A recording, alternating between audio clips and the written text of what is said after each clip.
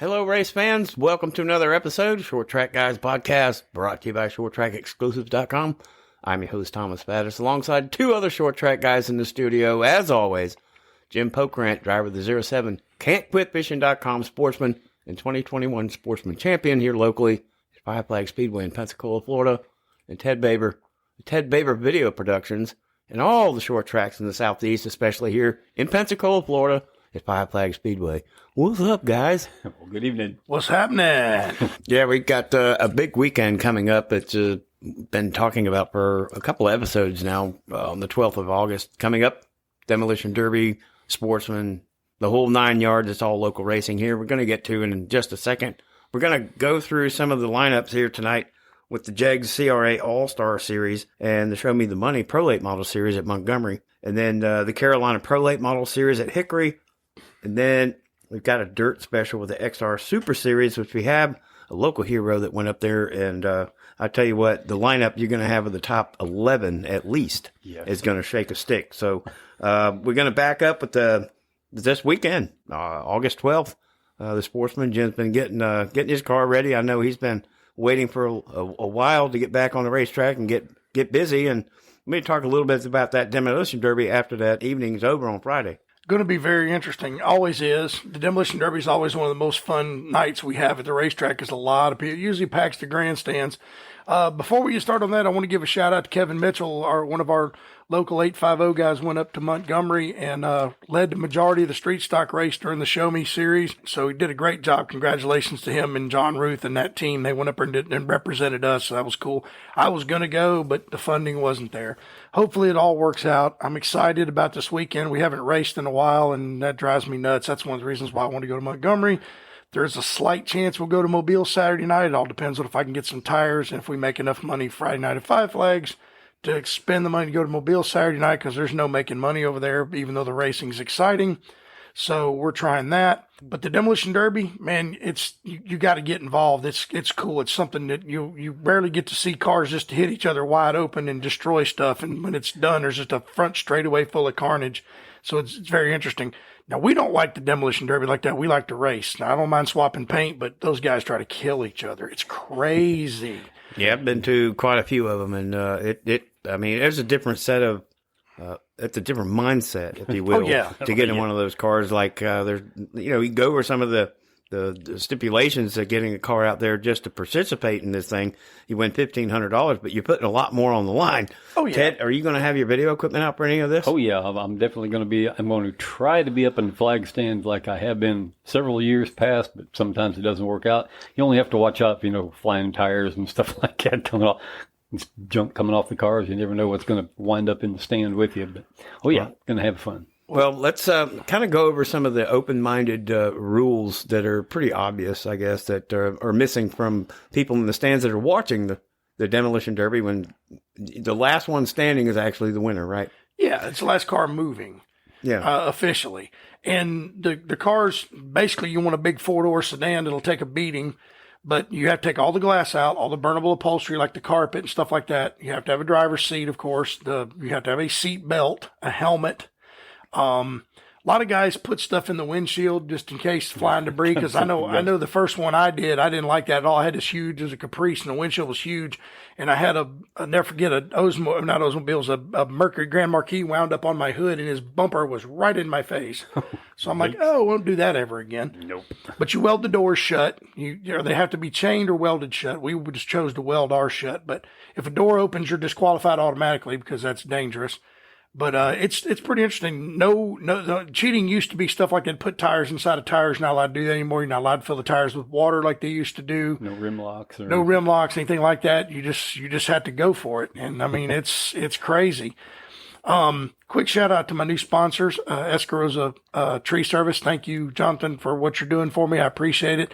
Emerald Coast Remodeling and Trim. Michael, thank you. Can'tQuitFishing.com. All pools, liner replacements. If you need a swim pool relined, call Rich Monteberger. He's done me right this whole season. Victor Herm at the window tinting. He does a great job at window tinting. If you need your windows tinted, this is the guy to do it because he'll do it right. It'll be guaranteed and it'll be beautiful. So thank you to those guys. Thank you to Ted for his help. Martin, Ben, all these guys, man, that helped me, Frank, Will, everybody that comes out and gives me a hand. I appreciate all you guys, and just want to say thank you because this season's winding down, and I hardly get a chance to thank you guys for what you do for me. But without you, I wouldn't get to do what I love to do, and that's go fast and turn left. Yeah, that season's winding down, and you just pretty much go out and just thank everybody and go have fun and just hopefully keep it all in one piece and Get a and stay checkered safe. flag. Yeah, right. So we look forward to that. And just one other thing about backing up to that demolition derby, notice just for the fans that are in the stands or our listeners, you notice a lot of the cars are backing into each other instead of driving head forward. Right. Well, your radiator and all is in front. Yeah. Okay, and if you bust the radiator, the car overheats, the engine locks up, and you're done. Also, you run there's another thing they do is take a transmission cooler, run it off of the transmission, and put it up on the firewall. So when you bust the radiator, cars, most coolers are into the radiator. If you bust the radiator, well, your transmission runs out of fluid, you're done. Right. And you want to hit backwards because, like Crown Vic's, the gas tank, and from the late 70s up until the late 90s, is in front of the rear seat. So you can smash that rear bumper all the way up to the back seat. As long as the rear end moves, you're in good shape. So you want to hit with the back as much as possible. The one I was in, I couldn't turn and see, so I smashed the front tires. When I was done, the radiator was wrapped around the motor, so I killed that caprice. But it's exciting, it's fun. I've done 2 of them. I don't think I'll ever do another one because I hurt my big toe in one and my thumb in the other. So, I mean, it takes a bunch of big uns to climb in there and do that because what's crazy about it is, you're nervous until the first hit. Whoever hits you, you hit somebody. It's like, oh, hell, it's on now. Let's do this. Like Donkey Kong. Oh, yeah. Speaking of Crown Vics, might want to preserve some of those because I understand that the track is coming up with the Crown Vic class now. So yeah, they're putting roll cages in. I think they got 5, 6, I believe. 6. So far, They're Shanna Ard, from what I understand, is doing the cages. Right. But they're going to be like a rent-a-car class where somebody come out and pay $100 or whatever, get in the car and run it.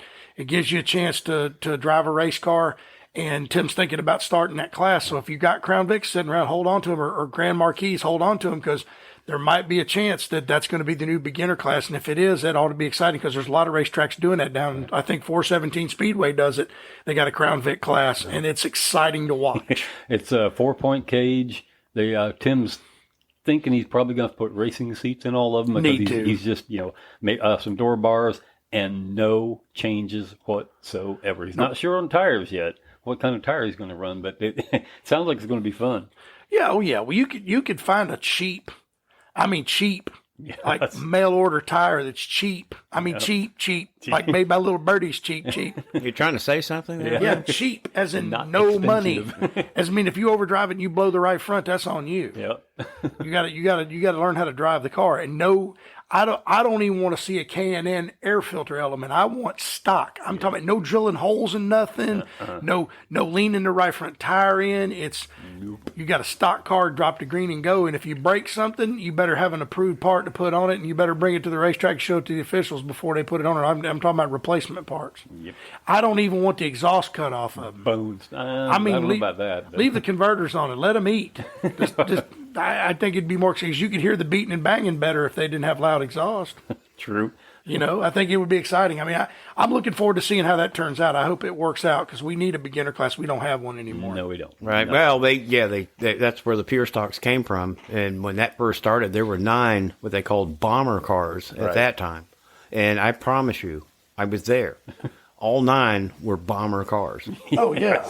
And that was like strictly stock. You just bought it. It's almost like a 9-car enduro class that started. Yeah. And it's become now where they're running Hoosier tires, and they're running the 350. Like the sportsman class, the only thing different is they don't have the spoiler on the deck lid. Well, they don't have adjustable spring spacers. They still have to run a stock type spring. They're not allowed to run racing springs, which I don't understand why they just don't let them run a stock replacement racing spring, be done with it, because they're already there. The guys are running them. I mean, it's just that simple. Yeah. We just need some folks in tech to do their job. Yeah, pure stock and sportsman combination with this Crown Vic class coming up. Pure stock. I mean, absolutely bone stock like you get it from, straight off the the junkyard. Maybe. Or the police station. Yeah. I think they're going to be watching for anything any interceptor class cars. Be sure that those don't get in there. They're all the same. All the cop car Crown Vics are the same. They're one. That's like the old Chevy Caprices were all the same. It's just the 9C1 police car, and that's what you looked for when you opened the trunk. You looked on the thing for 9C1. Same thing with the Crown Vic. They're all the same. They all have the same handling package. They're just marked and unmarked. Yeah. Now, Dodge Chargers are different. Can't run them. You can't run the Ford, whatever the Tauruses or whatever they are, SHOs, because they're front wheel drive. Right. It just needs to be, because there's the thousands of Crown Vics, thousands of Mercury Grand Marquis still around. Put them out there and let them eat. Let them have fun. Let them beat and bang and swap paint and have fun and make it a fun class. That's it. Well, yeah, that's August 12th, coming up here locally in Pensacola at Five Flag Speedway with the Outlaw Pro Truck, Sportsman, and Pure Stocks. You know, speaking of cop cars, there were a couple of runaways up there at the Jegs CRA All-Star Tour Series. A driver from Dartmouth, Nova Scotia, Nicholas Noggle, picked up his first ever Jegs CRA All-Star Tour win in just his second start at Anderson Speedway. And Anderson is one of those bull rings in Indiana that we talk about all the time. And this cat, his second start, he takes off with the win by nearly 2 seconds. I think he took the lead at lap like 58 and just ran away with it over Brett Robinson and Dylan Bates. We've talked about that. That next event's going to be August 19th and 20th at North Wilkesboro with the Racetrack Revival, which continues this weekend, which we're going to get into with some super late model entries. I think Ted's got a big, huge lineup that's in store for that. Congratulations to Nicholas for your first win with the Jeg CRA All-Star Tour Series. And then in Montgomery, that Show Me the Money series, that Pro Late Model series in Montgomery has like really, really taken off in the last 5, 6, 7 years. And none other than Jake Garcia taking the win over an ACR, an Anthony Campy Racing late model on Saturday night. That was just, man, that was awesome. Well, you know, Jake Garcia's going to win. He's won up there before. The kid's got a ton of talent. And like him, he's another one of those single car teams that don't have cup money that can win races. And, I mean, that whole late model race was a good race. I mean, it always is. I mean, Stan Narrison knows how to put on a show, and kudos to him and his crew at Montgomery for the races. And, Excellent job. How about Brittany Zamora finishing third? Oh, yeah. Yeah, with, I've Willie heard Allen. she's the real deal. Mm-hmm. Brittany Zamora, Clint King, and Christopher Tullis round out the top five. JoJo Wilkinson, probably not the night she was looking for, finishing ninth. Johnny Brazier, another former Snowball Derby winner. Snowball Derby winner. From Lick Skillet, Alabama. Yeah, finishes 11th. Justin Bonnet, we've talked about, and his recovery and coming back and performing very well, finishing 12th. Willie Allen in that War Rackley team finishing 14th, and then Perry Patino rounding off the field at 19th. That's probably not the way he expected his night to go, but their next event, September 3rd, the Fall Brawl. Again, the Show Me the Money series of Pro Late models up at Montgomery. They put on a whale of a show. We look forward to results and talking about that, and we'll get back to that when that happens. But in the meantime, We'll cover it. yeah, we've got a shout out or two. Or 12. Yeah, our first one is a Monaco Modified Tri-Track Series. Dana DiMatteo wins the New London Waterford Speed Bowl. And it's just it's anytime you can congratulate a first-time winner in a big series like that, and it doesn't have to be in the local area. It could be anywhere. That's always great. You know, want to get that first win. Exactly. And that's why we're here. That's why we're short track fans. We're short track guys. We want to put the shout outs to all the guys that and gals that are in port cities or any other chassis goes out there. We all know from being in the garage, you put in the work. It's a blood, sweat, and gears kind of thing. And you go out, and when you have that first time win in a big time modified series, hey, congratulations, Dana. Keep going. Keep digging. And there are two notables behind that second with Michael Christopher Jr., if you know Ted Christopher. I've heard that name. Terrible Ted, yeah. One of the baddest modified drivers on the planet. Absolutely. Yep. And then I think Justin Bonsignor's son, Kylie. Oh, wow. Bonsignor finished third. So, I mean, there's no slouch of a field there in that modified series. So, congratulations to him.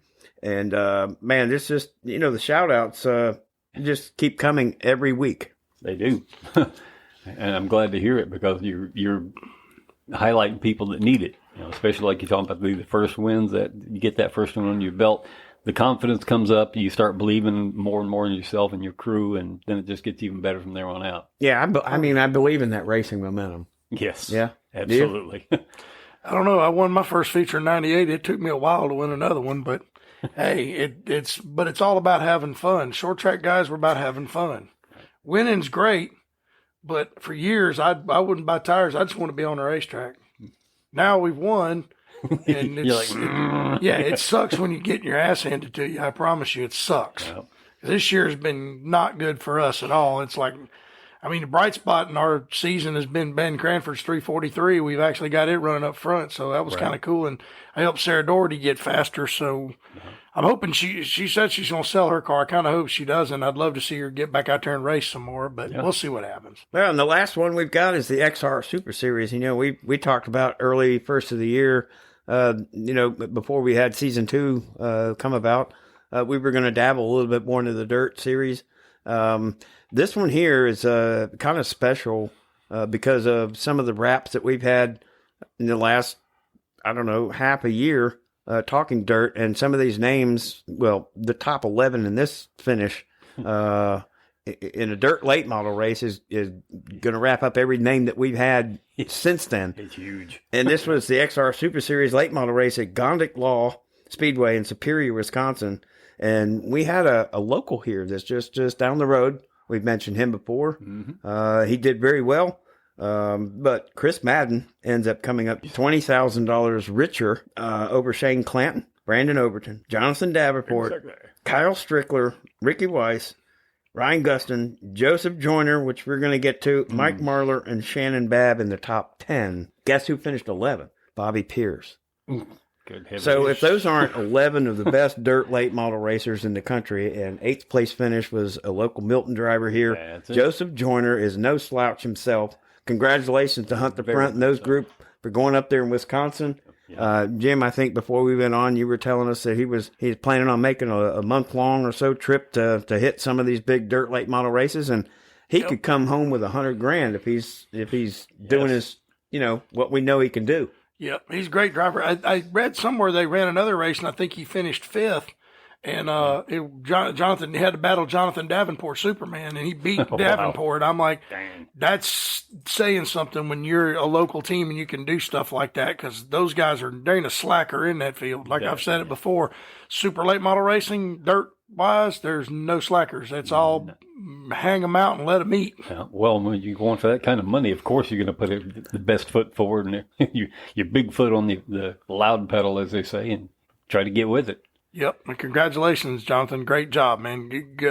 Glad you represent the Panhandle. We appreciate you down here, to make us Panhandle proud. 850. That's right, 850. Hunt the Front. Yeah, with Joseph Joyner and, his whole team out there in Milton, Florida here, just 20 minutes from our studio and maybe about 30, 35 minutes from Five Flag Speedway. So he's a local guy. We're going to keep up with that. And they've got, some big races on the road, and we're certainly going to keep up with that and give you some details on his finishes and his progress. And we're going to get back to Ted, and he's got that North Wilkesboro Super Late Model Series race coming up. It's a lineup. Absolutely. It's the racetrack revival continues at North Wilkesboro Speedway, and the entry list is huge, as you would expect at any Super Late Model race. Got Dalton Armstrong, Jackson Boone, Justin Kreider, Tyler Church, Hudson and Holt Halder both, Hunter Robbins, Sammy Smith, always a contender, the Van Meters Eddie and Billy, Dylan Caldwell, Buddy Kofoid, we've spoken about him quite often. We have 226 cars. I can't imagine who these guys would be. Somebody named Casey Roderick and a guy Bubba something or other, Bubba Pollard. Bubba Pollard? Yeah. That guy right I've heard of him before. Heard of that guy, yeah. It's pretty good from what I understand. He's done a little bit here and there. He's won a race or two. One or two, yeah. And you got Lee Tissett, Dusty Williams. Another name we're familiar with, not particularly familiar with, but we've heard before, Jared Irvin. We know where that lineage comes from there. Albert Francis, Daniel Dye, talked about him quite a bit too. J.D. McCleary, Jet Nolan, we hear from pretty often. Stephen Nassy and Jake Finch, both of those guys we've heard from really often. They're great runners wherever they go. John Kaufman, Rich Klauser, Tyler Tanner, Michael Hind, Ricky Anderson, Augie Grill, we've heard of him once or twice too. He's done a few things around here, made some noise. Yeah. Augie Grill. Yeah, I've heard of that name too. And Grant Thornmeter, and that is a huge lineup for that revival to continue there at North Wilkesboro. We can't wait to see how that's going to turn out. So what that looks like, about 31 super late models that had potential to win a race. Oh, yes. Everybody. Not just 10, but all 31 of them. Right. I mean, and North Wilkesboro hadn't had any events. I don't know how long it's been since the super lates have been there, but everybody's going to be looking forward to seeing how that turns out. I think 2010 was the last event held there. Wow. And you thank Dale Earnhardt Jr. for getting the place revitalized, because he wanted iRacing to shoot it, but it was so roughed up. So he went up there with a bunch of people, freezing cold, and they weed-eated and cleaned up the racetrack so they could scan it. And then he started working on the guy that runs Bristol about bringing it back, because they own it. Right. And he worked on it, and finally, and then the state of North Carolina kicked in some money. That was nice of him. So that's pretty neat, man. I remember watching races at that place. I wasn't there, but on TV when I was a kid, when I was a Darrell Waltrip fan, way back. Yeah. So, yeah, that's great to see that place open. I hope it continues success. I hope the dirt race is successful, and then I hope they repave it and bring it back with a vengeance. I believe that's the direction that it's going to go because of its heritage, and the history behind all of it. And what Dale Jr. has done behind the scenes, not really been out front, but we all know that he has been an instrumental part of putting this whole thing together because of his upbringing in that area and, his lineage with racing and the name, of course, obviously we're all familiar with, but I think he's been a big instrument in putting all that together. And this racetrack revival at North Wilkesboro this weekend, we'll have the Compact Tour series there too. Right. So it's going to be a huge weekend with those super late model drivers. You can also just think of it as an all-star race, if you will, because they may not come back. They haven't been there for a while. We'll have to see what the future holds when they do. This is August, and then I think they're coming back in October. Like we talked about last episode, they're going to take the surface off and just leave the undersurface, which would be the dirt, to finish off October, and then repave it. And then who knows what happens after that? Is that kind of where the timeline we're thinking? That's what they're going to do. They said they're going to repave it for next year, and then they'll probably fix all the suites and things that are bad then, and maybe make the grandstands a little nicer and make it, more fan friendly. But I mean, the place has been packed ever since it's open. People are staying up there. The racing's been good. And Dale Jr. is also trying to get the old Nashville Fairgrounds back on the Cup circuit, or one of the big three series to go there too. So shout out to him for giving a darn about short track racing. Right. We do appreciate somebody like him, still having a late model team, still caring about the short track guys. Yeah, that's coming up. We got a big race tonight too, by the way, and it's Wednesday night. It's not very often that you get to talk about. Well, we can't do the results because we've got a big race at Berlin. I think Ted's got something about that too. The Battle of Berlin hasn't happened yet, that one, so we'll have to be looking forward to see what that comes up. And our boy Bubba Pollard's there, so he's won a race this year already at Berlin. So Derek Griffith, and I know Ty Majeski's up there, and we're waiting on getting a list of the entries for that Battle of Berlin 250 up in Michigan. I wouldn't be surprised if William Byron, Eric Jones kind of shows up. Eric Jones, that's his area, so we'll have to be there. Keep an eye on that and update you next week on that. And do we have one more? Well, they have the coming up this weekend, the Grand National Super Series. Yep, got a race on the Saturday at Carteret County Speedway. We just have so much to cover and so little time to do it, and it's almost ridiculous. Yep. Keeps us busy, keeps us off the streets, and Lord knows we don't need to be on the streets. Yeah, no kidding. But I like the thing about that Grand National Series that I like. It's old Cup cars and old Busch Grand National cars and old ARCA cars. So these cars that are sitting around doing nothing, it gives them a chance again to race, and gives guys like Frank Kimmel something to do. And Jeremy Mayfield. Jeremy Mayfield. Oh yeah, and with a sweep. It's a neat series. I think it should take off. I mean, I like the idea of getting the old Cup cars and putting them out there and letting people race them, because there's so many of them they're just sitting around going to rot away because they're Right. not running them anywhere. So that's a good deal. I like that idea. I think Junior might be buying them all up, put in his graveyard. Twin features He only every wants night, too. wrecked ones in the graveyard. He don't want good ones. He wants ones that are wadded up. Well, Well, that happens on pretty regular occasions, so he'll have good supply. He's got Jeff Gordon cars. He got all kinds of neat cars in that. That's somewhere I'd like to walk through and just look at all the cars. yeah, if you haven't seen it, it's really cool to know what he's got going on in there. And speaking of backing up at the GNSS, which is the Grand National Super Series at Carteret this weekend, and the Battle of Berlin 250. With a huge stacked lineup in both of those races. We'll go over next Wednesday in our next episode. But guys, it's always been a pleasure. It's so full. It is. It's every week we try to cram as much as we can, and stick to the topics of the top tiers, albeit Sunday. But these guys in the shop. Working hard and got their teams traveling. It takes money to make money, and a lot of the guys aren't making money, but we're giving as many shout outs as we can. Shine a little light on them if we can. Yep, we appreciate that. And then, but like I said, it's all about the working on the car and having fun. You're drinking beer with your buddies, laughing, picking on each other. The shop is a lot of fun. I enjoy it. Yeah, well, good luck this weekend, Jim. We look forward to getting with you and Ted next Wednesday. And hopefully we'll have some good news. Maybe we'll have a little trophy here and a little sip of some champagne for a victory this year. And, the championship may be a little bit out of the reach because of the standings right now, but I know you've been itching to get back in the car and get competitive again. And, it's going to be a great feeling to get back in the car regardless. Oh yeah. It just stinks. We tore the other car up. I had that car working so good. It's just heartbreaking. It got destroyed, but, this car, we're figuring it out. And the loose nut behind the wheel, we've tightened him down about as tight as we can get him. He gets any tighter, he's going to pop. So hopefully the car's going to handle. Everything will come to us. We'll get us a trophy this weekend. And thank you to everybody that helps. Martin and Ben and Will and everybody that gives us a hand. Thank you, and we'll get it done. I look forward to next week. And actually, there's really only one thing. We've started a tradition here on the episodes, and we'll see how far. We can't stop now, right? No. So it's a 1, 2, 3. Let's go, Brandon. Good night, everybody. Thanks for listening.